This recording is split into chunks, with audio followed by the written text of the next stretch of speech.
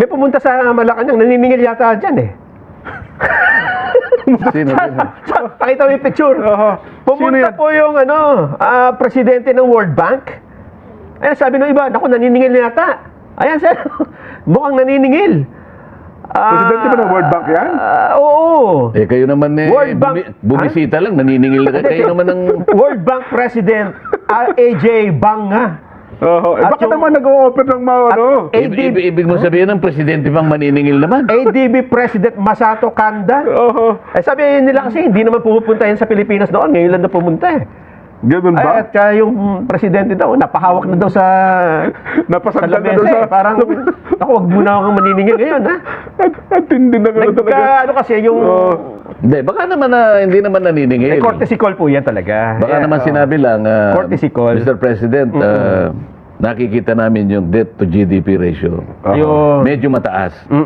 Sa ganito kataas na ratio, Mr. President, alam mo naman siguro, na medyo alanganin na yung magpapautang sa'yo. Alanganin talaga yan. Maski yung halimbawa, ikaw nandun ka lang sa 5-6, yung mga India. Titingnan niya paglapit mo sa kanya, sisinuhin ka niya Tapos gagawa siya ng pag-aaral. Hindi ko muna bibigyan si Nelson ngayon, mukhang walang ibabayad. Wala. So, malamang hindi ka niya pautangin. Kasi ano ka na hanggang liig na yung ano mo Yung utang mo. Utang mo Ngayon, titingin siya ng, ito, pahiramin ko ito, wala pa siyang utang. Malinis ang ano nito. Malinis ang kartada nito Yun ang pagbiyo. 63% ka na So, pati yung international creditors mo, nag-aatubili. Nagpipigil. At pagka ganun ang nangyari, mahirap ang kalagayan ng ating bansa.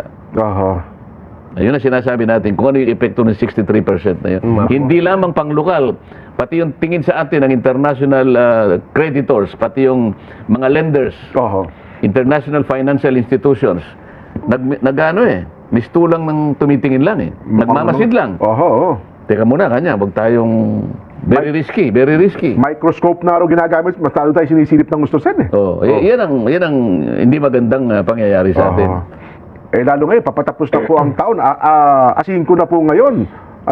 Kaya dapat pala talaga ipakita natin, Nelson, kung paano natin sinisinip ang ating pambansang budget, kung paano nagugugol ito. May isa pang problema pala. Ganun ba? Kasi di ba yung 60 billion sa PhilHealth?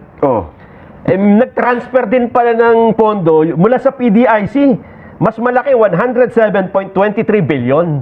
On the same manner na ginamit dun sa pagta-transfer sa PhilHealth, yung... Kasama ba sa pinababalik yan? Hindi pa, kasi wala pa naman nagtatanong. Wala pang petisyon nata yun. Kung ipipetisyon ito ng mga ibang grupo, ibang sektor, baka ganito, baka ipabalik using same arguments. Using the same argument. Kasi pareho ng eksena sen Pareho ang pangyayari. Ibig sabihin, pera ng PDIC ito.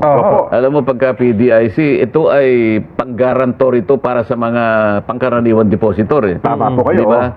Kinuha mo to, hindi naman para sa benepisyo ng creditor, mga depositors. Nilagay mo halimbawa sa flood control. Ay, mahirap yun. Ayun nga po. Kapag ganyan, stressful yan. Magkaka-influensya tayo niyan. Tama-tama hindi po pa yan. Meron pang, paano kung pag-uusapan yung national budget, yung sinasabi na in 2025. Kasi nakapetition din yan. Kahit napatapos na yung taon, wala pang action ng Supreme Court. Ang Korte Suprema, dapat huwag maging moot-and academic. Sabi nila 2026 na po, moot-and academic yan. Hindi na kami, mananahimik na lang kami sa issue na yan. Pero yung hindi moot-and academic, yung pagkaka-extraordinary rendition ng ating dating Pangulo. Ayun. Kasi nandyan din nakapetition din sa Korte Suprema.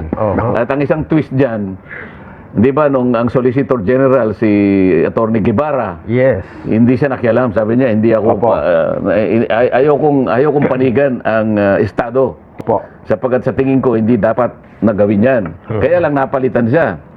So, ibang Solicitor General. Mukhang ang Solicitor General, iibahin niya yung panig ng Menardo Guevara. Yan ang issue ngayon dyan.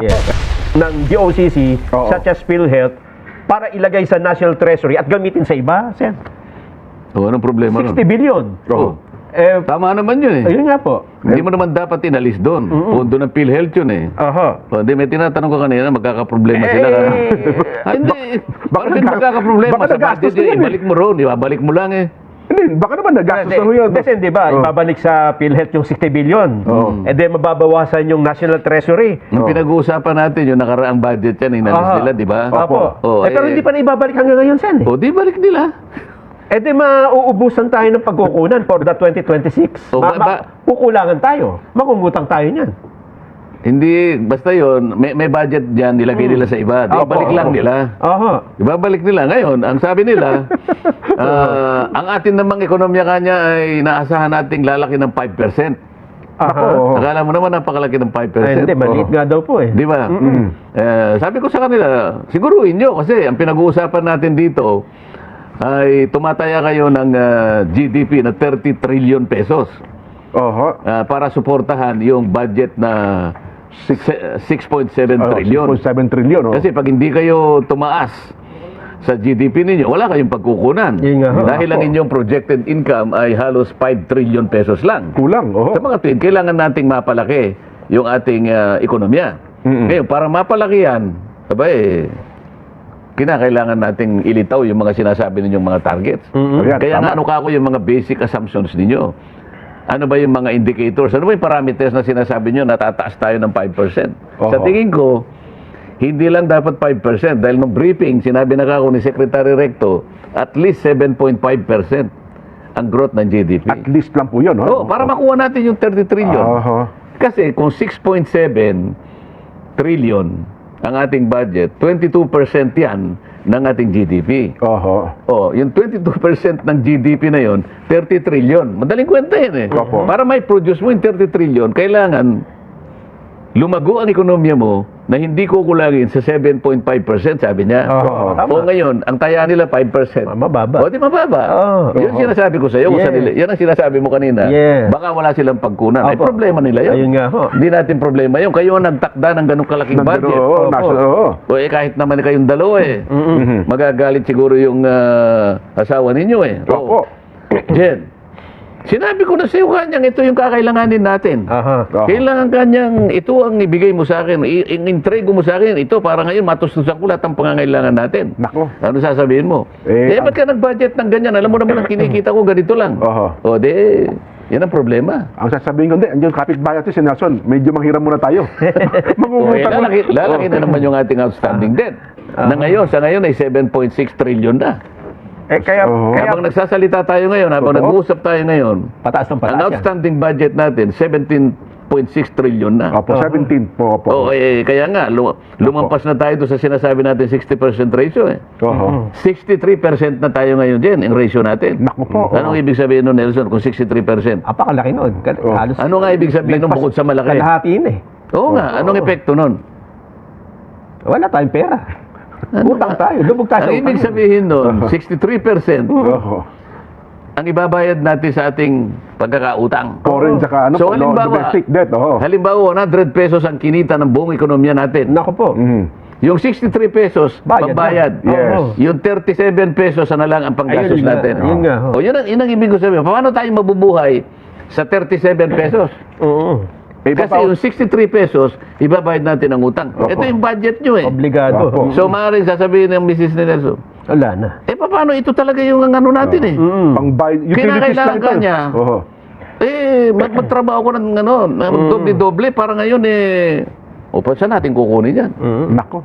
Kaya pala, Senjen, pansin din po namin, Sen, habang lumalaganap itong mga fake news na ito laban sa inyo, patuloy naman ang pagpunta sa inyo ng mga ambasador ng iba't ibang bansa. Kaya, noong una nagtataka ako, bakit kayo pinupuntahan, Sen? Bakit? Ang dami namang senador, 24. Tapos, meron ding yung opisina ng DFA, malapit din naman sa Senado.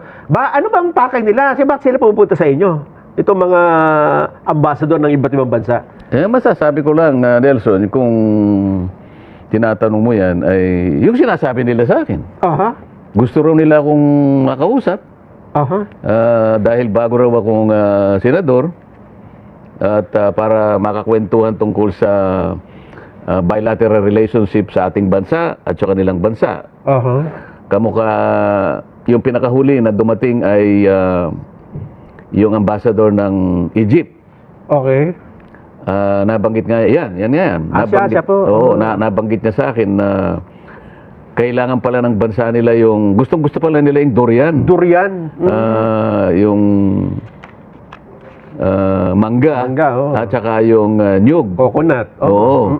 At pinakiusap niya na sa pamamagitan ko ay ma-articulate nila yung mapabilis sana yung negotiation ng pag-iimporta ng mga high-value crops na kanilang binanggit. Ano?